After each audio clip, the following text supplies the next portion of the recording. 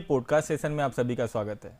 दोस्तों, आज हमारे मेहमान हैं पॉलिटिकल साइंस विभाग के असिस्टेंट प्रोफेसर सूर्य प्रकाश अग्ररी जी। सर के बारे में वैसे मैं पहले बता दूं तो सर दो सब्जेक्ट से नेट हैं, पॉलिटिकल साइंस और हिस्ट्री। पहले तो सर का बहुत बहुत स्वागत है हमारे यहाँ। धन्यवाद अनुराग जी। सर मेरा आपसे सवाल एक है, पहला वाला वो ऐसा है कि आप सर दो सब्जेक्ट से नेट हैं, हिस्ट्री और पॉलिटिकल साइंस, लेकिन अपने करियर में पॉलिटिकल साइंस को ही प्राथमिकता क्यों दी? जी बिल्कुल सही सवाल। जैसा कि आपने बताया कि मैं पॉलिटिकल साइंस और हिस्ट्री दोनों में नेट हूँ, मैं दोनों में बहुत कम फ़र्क कर पाता हूँ। पॉलिटिकल साइंस और हिस्ट्री एक दूसरे के पूरक आप कह सकते हैं जी। जो चीज़ें इतिहास में घटित हुई हैं, घटनाएं घटित हुई हैं, वही चीज़ें आगे चल के हम उन्हीं सिद्धांतों और अवधारणाओं को पॉलिटिकल साइंस में पढ़ते हैं। जी जी। चाहे वो मौर्यकालीन प्रशासन हो, चाहे वो प्राचीन शासन व्यवस्था हो, वो सारी चीज़ें आज कहीं ना कहीं हम राजनीति विज्ञान में देखते हैं। तो मैं ये समझता हूँ कि कहीं ना कहीं राजनीति विज्ञान और इतिहास दोनों एक दूसरे के पूरक हैं, एक दूसरे से अलग हो नहीं सकते हैं। तो हाँ, ये कह सकते हैं कि राजनीति विज्ञान में मेरा थोड़ा ज़्यादा इंटरेस्ट है, तो इसलिए मैंने राजनीति विज्ञान से अपने आप को आगे बढ़ाया। अच्छा सर, एक और सवाल है ये मेरा।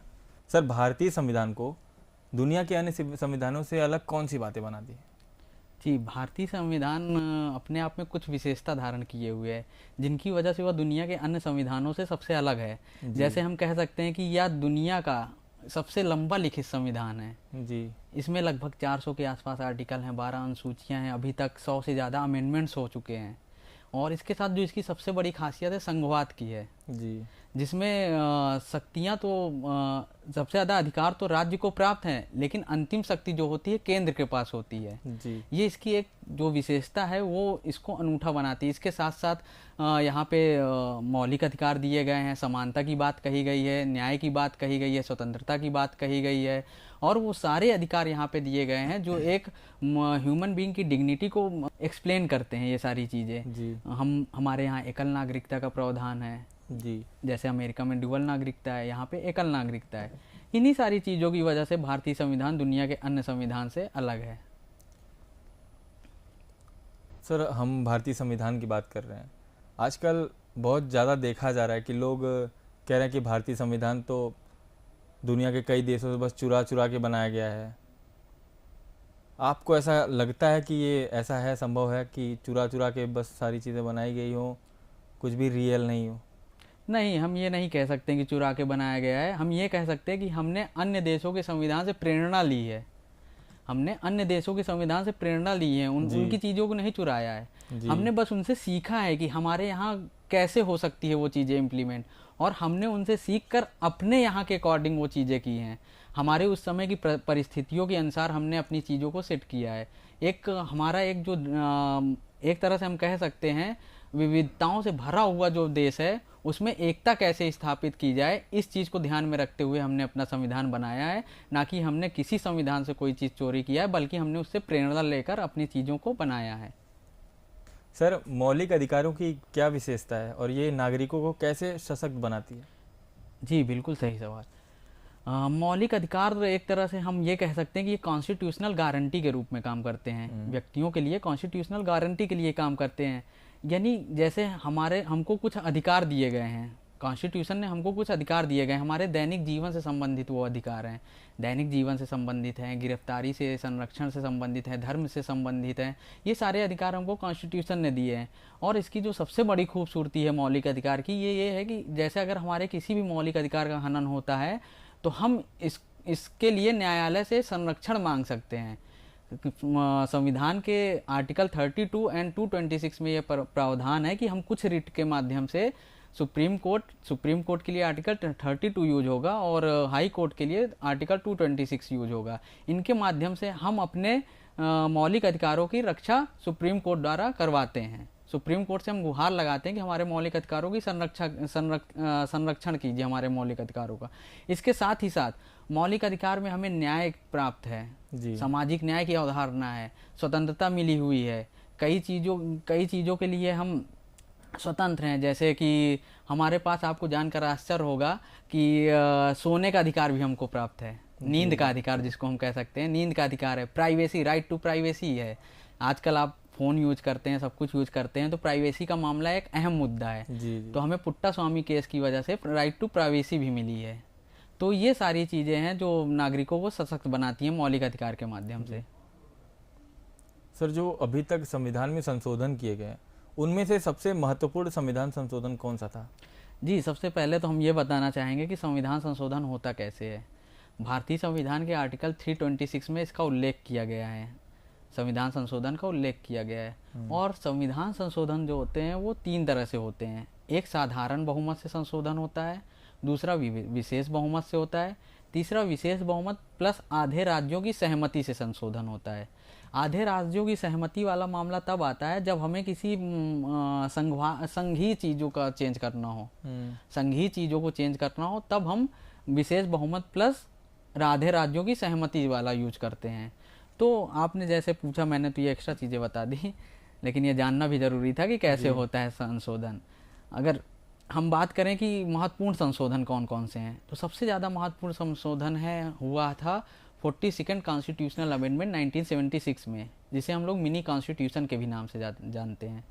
इमरजेंसी का पीरियड था, इंदिरा गांधी की गवर्नमेंट थी, तो उन्होंने संविधान को जन जन तक पहुंचाने के लिए कुछ संशोधन किए थे, और वो इतने ज़्यादा संशोधन हो गए थे कि उनको मिनी कॉन्स्टिट्यूशन कहा जाता है। उस संशोधन को मिनी कॉन्स्टिट्यूशन कहा जाता है। उसके बाद 44 कॉन्स्टिट्यूशनल अमेंडमेंट हुआ।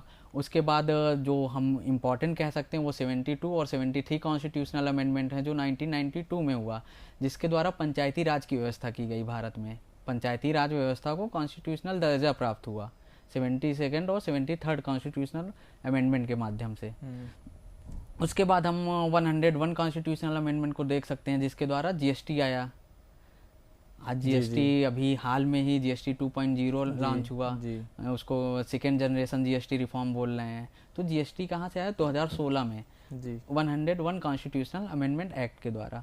उसके बाद हम 103 कॉन्स्टिट्यूशनल अमेंडमेंट एक्ट देख सकते हैं, जिसके माध्यम से सामान्य वर्ग में एक आर्थिक आधार से आरक्षण दिया गया, जिसे हम ईडब्ल्यूएस बोलते हैं। ये 103 कॉन्स्टिट्यूशनल अमेंडमेंट के माध्यम से हुआ। एक इम्पॉर्टेंट कॉन्स्टिट्यूशनल अमेंडमेंट हुआ था 100वां कॉन्स्टिट्यूशनल अमेंडमेंट, जिसके द्वारा हमने कुछ क्षेत्र, अपने भारत के कुछ क्षेत्र बांग्लादेश को दिए थे और बांग्लादेश के कुछ क्षेत्र भारत में लिए थे। तो ये एक हमारा सीमा समझौता का मामला था। तो ये सारे इम्पॉर्टेंट अमेंडमेंट्स हुए हैं अभी तक। इसके अलावा और भी हैं, और भी काफ़ी अमेंडमेंट्स हुए हैं। जो अमेंडमेंट अपने हर एक अमेंडमेंट अपनी दृष्टि से इम्पॉर्टेंट है, लेकिन ये कुछ मुख्य अमेंडमेंट्स थे जो लोगों को जानने चाहिए। अगर सूर्य प्रकाश अग्रहरी जी को कोई मौका दिया जाए संविधान में संशोधन करने का या बदलाव कोई किसी भी प्रकार का, तो वो क्या बदलाव करना चाहेंगे? जी, बदलाव की जहाँ तक बात है या संशोधन की बात है, तो हम उसमें एक आर्टिकल जरूर जोड़ना चाहेंगे, एक अनुच्छेद जरूर जोड़ना चाहेंगे, जो कि वो पर्यावरण से संबंधित रहेगा। अभी हमारे पास इनडायरेक्ट रूप में पर्यावरणीय अधिकार है। जैसे सुप्रीम कोर्ट ने किसी जजमेंट में कहा था कि लोगों को स्वच्छ वायु में, स्वच्छ वातावरण में सांस लेने का अधिकार है। तो ये एक इनडायरेक्ट है, लेकिन मुझे अगर ये मौका मिलता है तो मैं इसको एक डायरेक्ट आर्टिकल के रूप में जोड़ना चाहूँगा कि लोग जिस तरह से आज ग्लोबल क्लाइमेट या क्लाइमेट चेंज की बात करते हैं, एसी ट्रेन आज हर जगह हो रही है, या जो भी पर्यावरण से समस्याएं, ग्लेशियर पिघल रहे हैं, इन सबको ध्यान में रखते हुए हम पर्यावरण को बचाने के लिए क्या चीज़ें कर सकते हैं, हम कैसे लोगों को अच्छा वातावरण दे सकते हैं, जंगल ना काटे जाएं, वन ना काटे जाएं, अगर वो काटे जा रहे हैं किसी कारणवश तो उनकी वैकल्पिक व्यवस्था क्या हो सकती है, या हम जितने पेड़ काट रहे हैं उतने पेड़ लगाएं या उतने नहीं लगा सकते तो उनके आधे पेड़ लगाएं। कहीं ना कहीं ये चीज़ें हम चाहते हैं कि अगर हमारे हाथ में ये होगा तो हम कहीं ना कहीं इस चीज़ का प्रावधान हम जरूर करेंगे। जी सर, अगर भारतीय राजनीति की कोई ऐसी पुरानी घटना जी जिसको आप बदलना चाहते हैं तो वो घटना कौन सी होगी? जी, बिना सोचे मैं कह सकता हूँ कि 1975 का इमरजेंसी पीरियड, मैं अगर उसको मुझे दोबारा, जैसे आप टाइम ट्रैवल की बात कर रहे हैं कि टाइम ट्रैवल करके पीछे जाना चाहें और उसको बदलना चाहें, तो मैं वही बदलूंगा। क्योंकि इमरजेंसी के माध्यम से क्या हुआ कि लोगों की जो डेमोक्रेटिक वैल्यूज़ थी उनको ख़त्म कर दिया गया था। कारण जो भी रहे हों, लेकिन लोगों की जो डिग्निटी, मैंने अभी जो बताया आपको मौलिक अधिकार में कि ह्यूमन बीइंग की डिग्निटी होती है, ह्यूमन बीइंग की डिग्निटी होती है तभी उनको मौलिक अधिकार मिले हैं, लोगों को स्वच्छंद रूप से जीने का अधिकार, विचरण करने का अधिकार, ये सारी चीज़ें मिली हैं। लेकिन इमरजेंसी के पीरियड में ये सारी चीज़ें बाधित कर दी गई। बाधित क्या कर दी गई? छीन ली गई।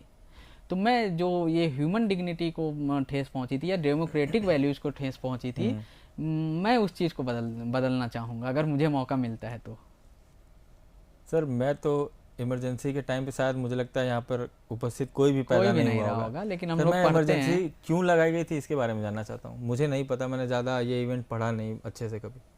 तो आपने पूछा कि इमरजेंसी क्यों लगाई गई थी जी। तो एक छोटा सा कारण मैं बता देता हूँ। 1971 में एक इलाहाबाद हाई कोर्ट का वर्डिक्ट आया था इंदिरा गांधी के खिलाफ। इंदिरा गांधी जी ने रायबरेली से चुनाव जीता था, उनके अपोजिशन में राजनारायण जी थे। तो उन्होंने कुछ आधार पे, धांधली के आधार पे उन्होंने केस कर दिया गया था जी। इंदिरा गांधी को चुनाव की वैधता को चुनौती दे दी थी इलाहाबाद हाई कोर्ट में। तो कोर्ट का जजमेंट आया था और इंदिरा गांधी के चुनाव को अवैध घोषित कर दिया गया था। यानी इंदिरा गांधी एक तरह से वहाँ से सांसद पद से हट गई थी।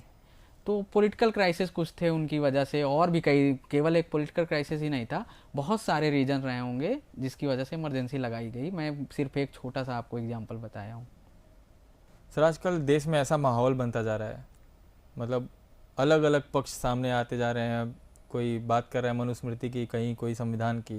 मतलब जब हम यहाँ पर, भारत लोकतांत्रिक देश है, भारत आज़ाद है, इस समय में हम जब संविधान की बात कर रहे हैं तो कुछ लोग मनुस्मृति की बातें कर रहे हैं जी। ऐसा क्यों हो रहा है सर?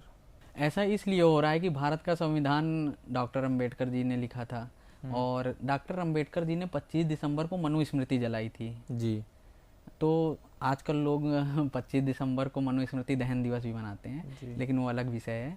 आपने कहा कि कॉन्स्टिट्यूशन की बात होती तो मनुस्मृति क्यों आ जाती है, तो मैं वही बता रहा हूँ कि मनुस्मृति इसलिए आ जाती है कि जैसे डॉक्टर अंबेडकर ने जलाया मनुस्मृति, तो कुछ लोग उसके फेवर में आ जाते हैं कि जलाया है, और इसीलिए कॉन्स्टिट्यूशन और मनुस्मृति की तुलना होने लगती है, जो कि सही नहीं है। नहीं होनी चाहिए मनुस्मृति और कॉन्स्टिट्यूशन की तुलना। मनुस्मृति उस समय के हिसाब से लिखा गया, उस परिस्थितियों के हिसाब से लिखा गया। आज कॉन्स्टिट्यूशन आज की परिस्थितियों के हिसाब से है। मनुस्मृति का विरोध इसलिए होता है कि उसमें दलितों, महिलाओं के लिए कुछ चीज़ें गलत दी गई हैं, जिसका विरोध डॉक्टर अंबेडकर जी ने भी किया था, जिसका विरोध आज भी लोग करते हैं। लेकिन जब हम मनुस्मृति को सही तरीके से पढ़ते हैं या सही तरीके से उसको हम देखते हैं तो उसमें स्त्रियों के बारे में अच्छी बातें भी कही गई हैं। जैसे एक श्लोक आप हमेशा सुनते होंगे, यत्र नार्यस्तु पूज्यन्ते रमन्ते तत्र देवता, यत्र तास्तु न पूज्यन्ते सर्वता त्रिफला। इसका मतलब होता है कि जहाँ नारियों की पूजा होती है वहाँ देवता निवास करते हैं, जहाँ नहीं होती है पूजा वहाँ अच्छे काम निष्फल हो जाते हैं। तो ये हम देख सकते हैं। और जो मनुस्मृति की, अब इसी तरह हम देखते हैं तो मनुस्मृति में धर्म के दक्ष लक्षण बताए गए हैं। धर्म के दक्ष लक्षण बताए गए हैं, धृति, क्षमा, दमोस्तयम, शौचम, इंद्रिय निग्रह जी। धी, विद्या, सत्यम, अक्रोधो, दशकम, धर्म लक्षणम। इसका अर्थ क्या है ये आप समझिए। क्या बोला मैंने? धृति, धैर्य जी। धृति, धैर्य रखना चाहिए व्यक्ति को। उसके बाद क्षमा, फॉरगिवनेस, व्यक्ति को माफ करना चाहिए।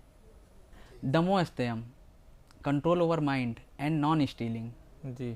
शौचम, सफाई। इंद्रिय निग्रह, कंट्रोल ओवर सेंसेस, हमारे जो सेंसेस होते हैं उन पर कंट्रोल। धी, इंटेलेक्चुअल। सत्यम, सही बोलना। अक्रोध, क्रोध न करना। ये धर्म के दक्ष लक्षण हैं।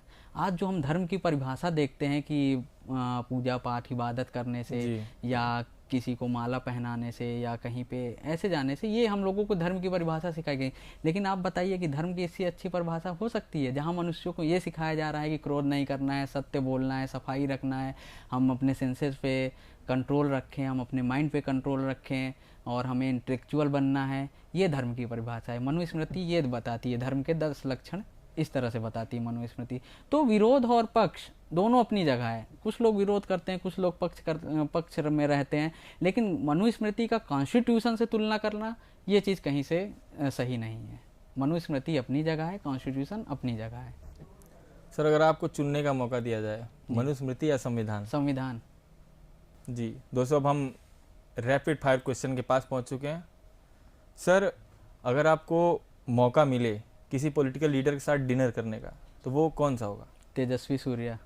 और ऐसा कोई हिस्टोरिकल प्लेस जहाँ पर आप बार बार जाना चाहें? संसद भवन। अगर अंबेडकर और फूले आज के भारत में अगर एक साथ मिले तो वो इस भारत को देख के क्या महसूस करेंगे?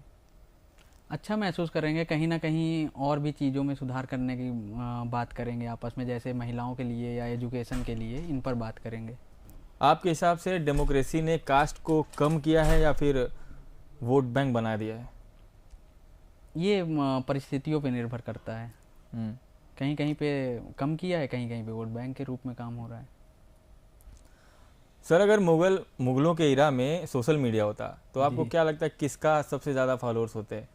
अकबर, जहांगीर और औरंगजेब? अगर यही 3 ऑप्शन है तो औरंगजेब। सर, उसके भी पीछे अगर हम एंशियंट काल में चले, भगवान लोग के इरा में, जी। कृष्ण जी हो गए, राम जी हो गए, तो वहाँ पे किसके सबसे ज़्यादा फॉलोअर्स नारद होते? मुनि।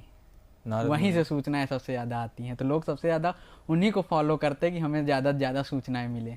ओके सर, आप हमारे पॉडकास्ट में आए, बहुत बहुत धन्यवाद आपका। धन्यवाद अनुराग जी, आपका भी। और मुझे भी आपके साथ बात करके अच्छा लगा। MSDU TV इतना अच्छा कार्य कर रहा है कि इस तरह से इंटेलेक्चुअल लोगों को इनवाइट करके उनका बात जान रहा है, उनकी चीज़ों को जान रहा है, बच्चों को कैसे आगे बढ़ाया जाए। ये अच्छा एक कदम है MSDU TV का। जी। और आप लोगों के डिपार्टमेंट का, डिपार्टमेंट ऑफ मास कॉम को मैं धन्यवाद देना चाहता हूँ कि आज आपने हमें यहाँ इनवाइट किया। धन्यवाद अनुराग जी।